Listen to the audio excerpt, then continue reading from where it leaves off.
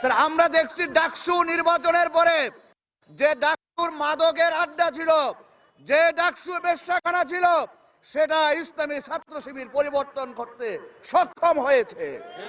তাই এই বাংলাদেশ থেকে সকল প্রকার অন্যায়, সকল প্রকার চাঁদাবাজ, সকল প্রকার দুর্নীতি এটা উৎখাত করতে জামাত ইসলামী সক্ষম।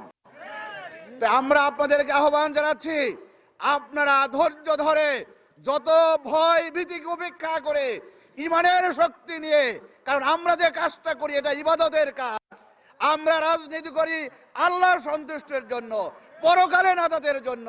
তাই আপনাদেরকে সেই ইমানের বলে বলিয়ান হয়ে সকল রক্ত চক্ষুকে উপেক্ষা করে আগামী দিনের ভোট কেন্দ্রে কোন রকম হই হাঙ্গামা করতে না পারে এজন্য আপনাদেরকে সীসা ঢালা প্রাচীরের মতো ঐক্যবদ্ধ থাকতে হবে ইনশাআল্লাহ। তাই আপনাদেরকে আমি উদাত্ত আহ্বান জানাচ্ছি, আপনারা বাংলাদেশের গুরুত্বপূর্ণ বিশ্ববিদ্যালয়গুলো যে পরিবর্তন দেখেছেন, যে ছাত্ররা ছাত্রীরা তারা ছাত্র শিবিরের পক্ষে ভোট দিয়েছে, তাদের বাবা মারা তো এই গ্রামেরই নাকি? তাহলে তাদের বাবা মারা যদি এই গ্রামের হয়ে থাকে, তারা যদি ডাকসুতে জামাত ইসলামের ছাত্র শিবির ক্ষমতায় যেতে পারে, তাহলে আগামী দিনেও জামাত ইসলামী ক্ষমতায় যেতে পারে ইনশাআল্লাহ।